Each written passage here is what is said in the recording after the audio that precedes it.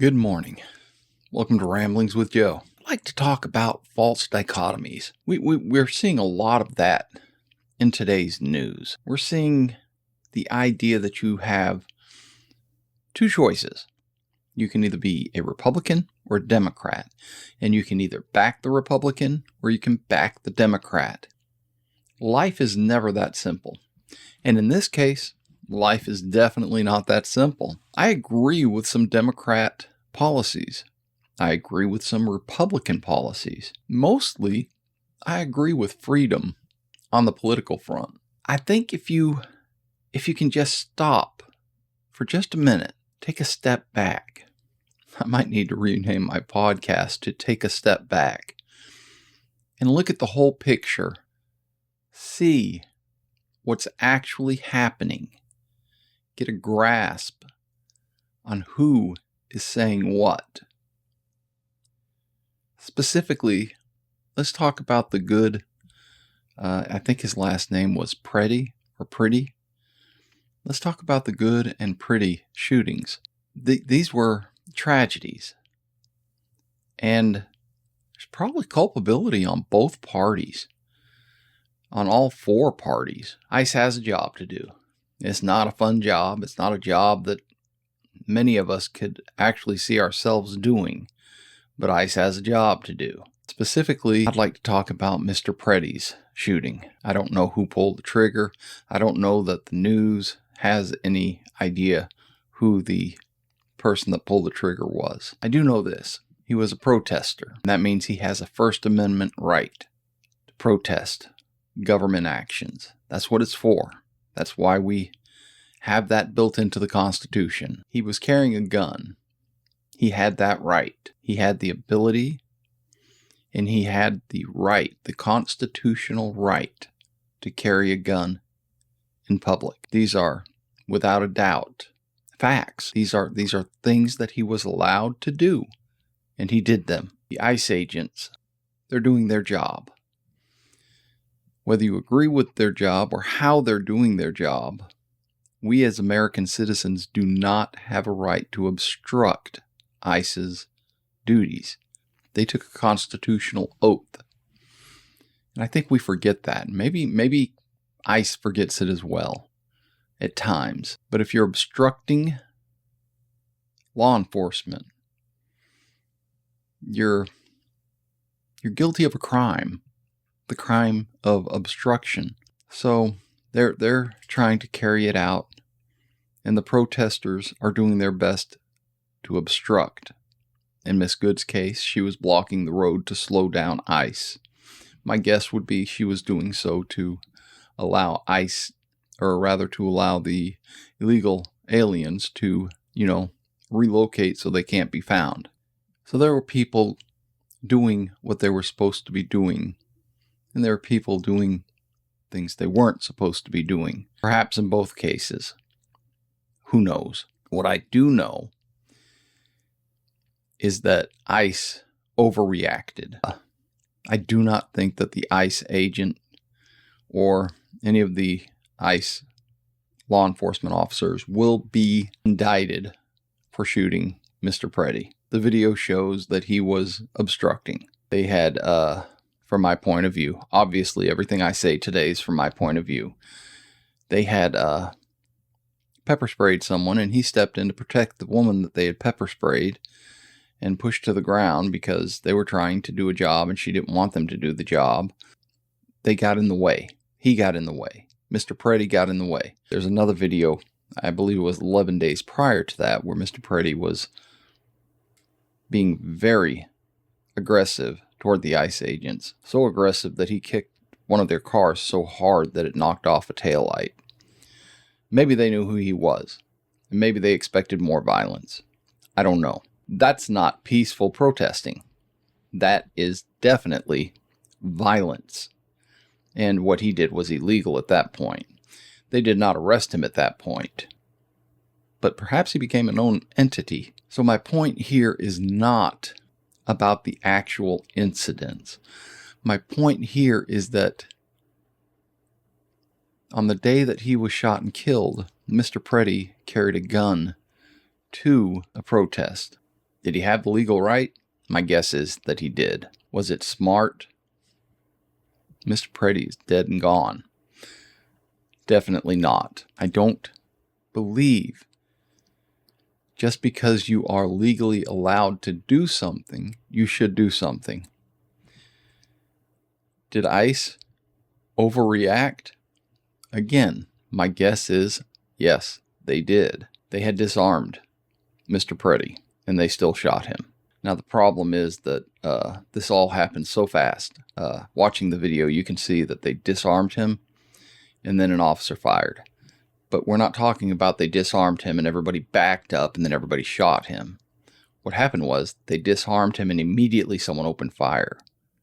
Because there was, again, this is all supposition on my part, there was a lack of communication, a lack of preparedness, a lack of training. Two wrongs.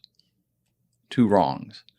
A lack of preparedness, a lack of training, and an individual who legally carried a gun someplace he shouldn't have and did so with poor judgment. Two wrongs. I don't think that the Democrats are right. I don't think that the Republicans are right. I think there were two wrongs. And it led to one death. In Miss Good's case, the facts are a little less ambiguous, but still the same. Two wrongs. Two wrongs. The Democrats and the Republicans want you to believe that they are both right, that the narrative that they are putting forth is the right narrative. Take a step back. Take a break. Take a breath. Look at them, the facts, with as neutral a mindset as you can. I think you'll find neither party's right. Both parties are wrong. This is the ingredients of a tragedy. This is the ingredients that make for a horrible situation. I always come back in these kind of conversations with getting the big picture, taking a step back and looking around, seeing what's going on. As human beings, we have this built into our consciousness, this tribalism, this team spirit, this desire to belong to a group. And immediately we want to defend our group. We want to say, hold up, what are you doing to my group?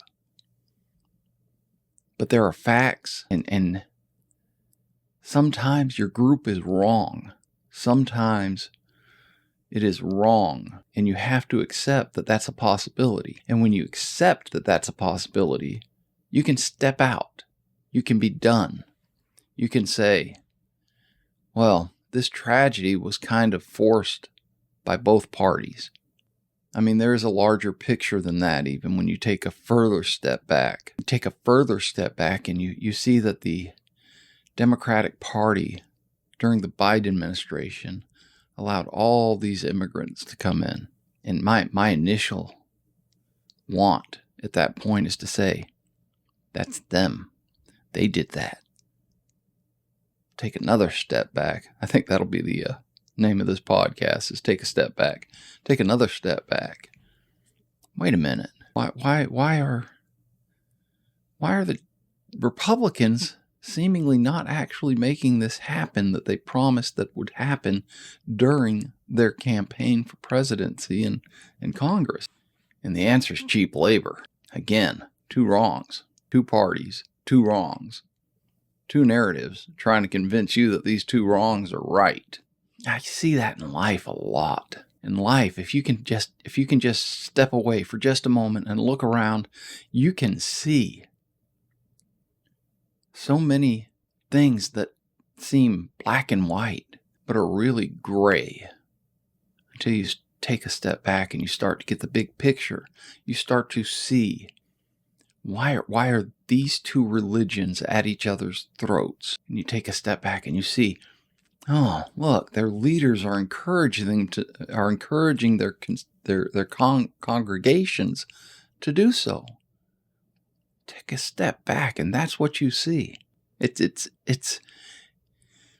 is liberating to understand your own human condition. And when you can, and when you start to examine, well, I guess you have to start examining yourself and examining what's going on within.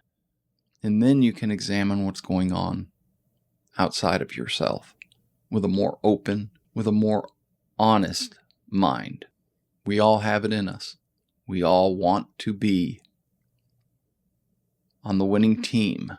But how many times in history has the winning team been wrong? Fortunately for us, how many times in history has the winning team won, but it turns out they were in the wrong? It is very difficult to accept that your team is wrong. I stepped away. I stepped away from the Democrats, and then I stepped away from the Republicans, and more recently, I stepped away from the Libertarian Party.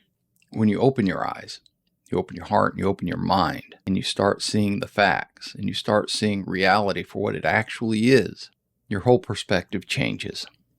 Because when you take those steps back, away, when you can see the forest and the trees, you understand that you love the trees, but there's a bigger forest.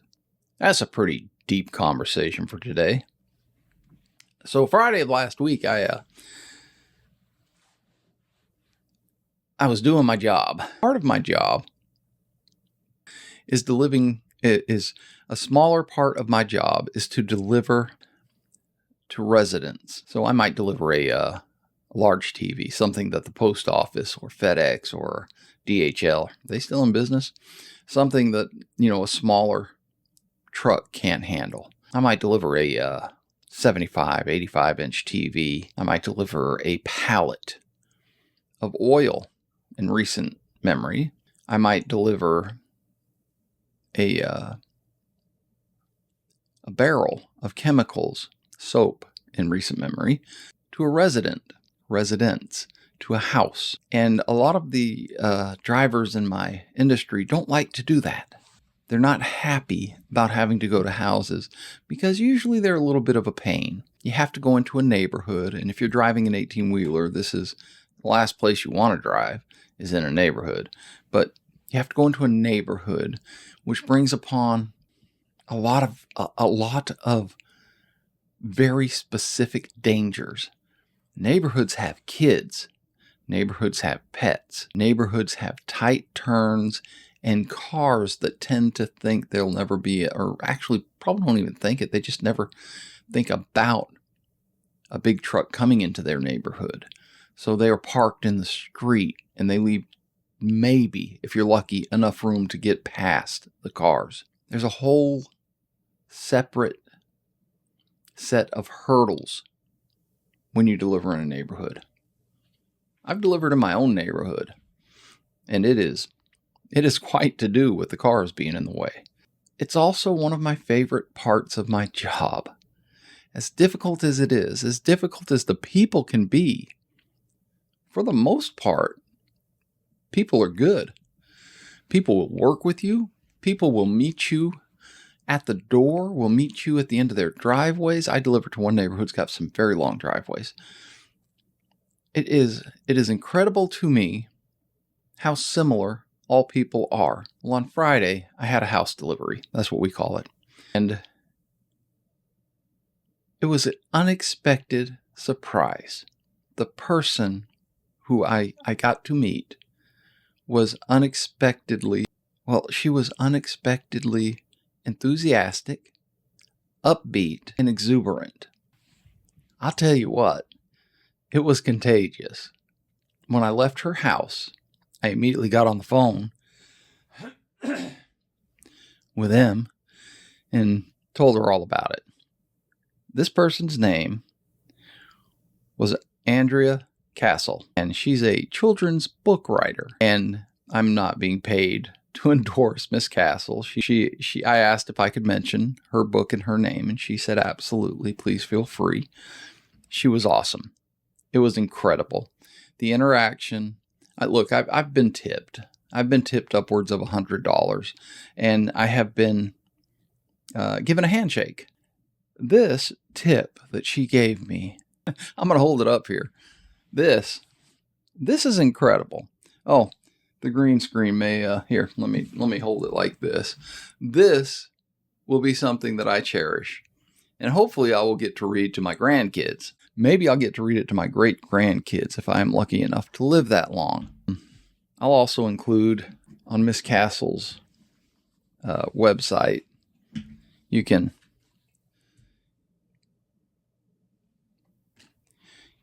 scan that code and it'll take you straight to her website. It was a wonderful interaction.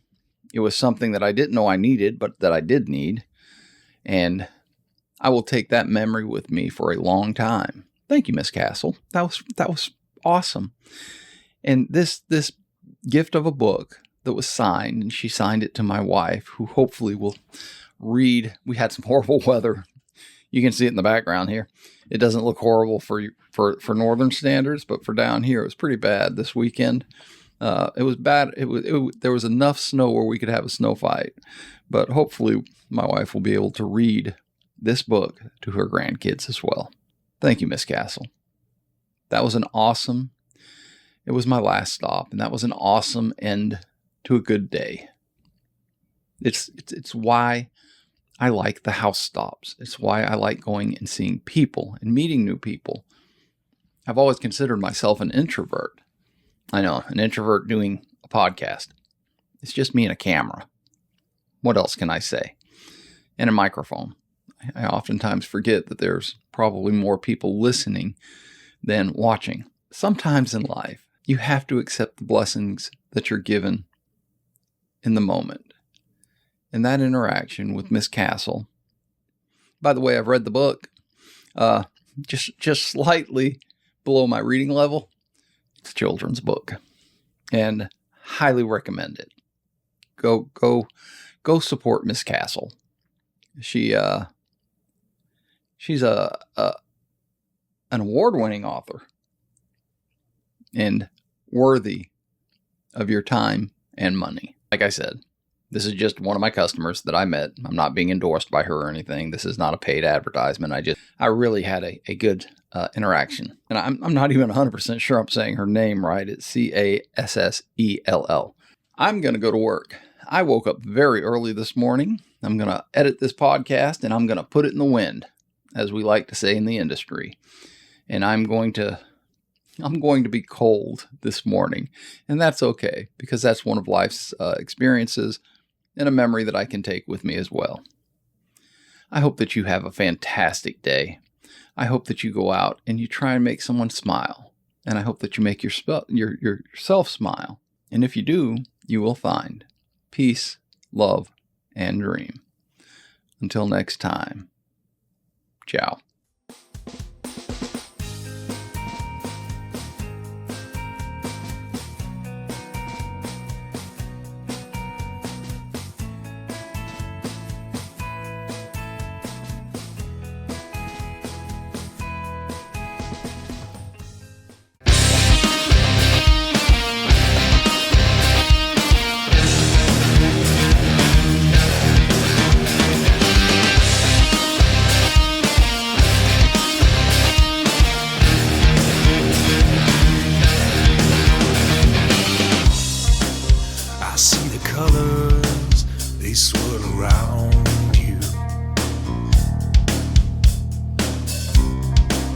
I see a network of stars in your eyes.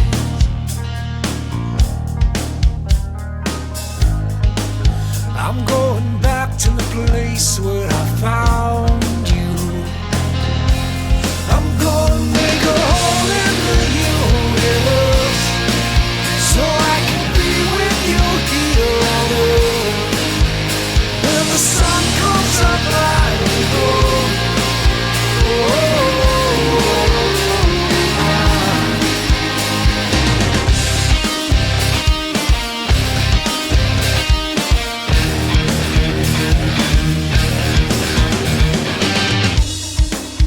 It's like a tunnel or a hidden wire. Even our bodies are made up of waves.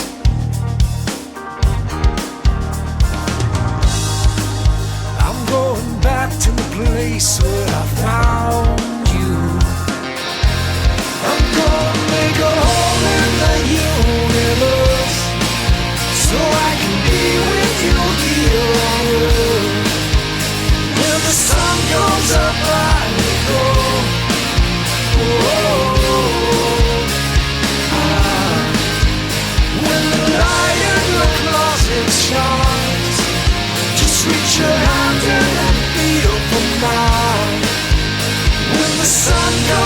I will go.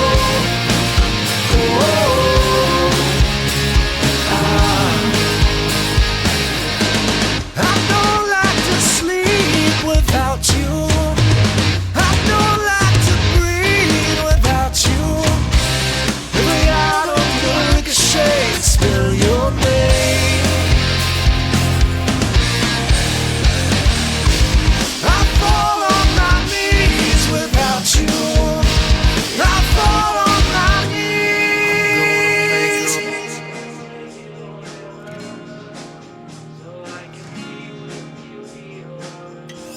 I'm gonna make a hole in the universe, so I can be with you here on earth. When the sun comes up, I will go.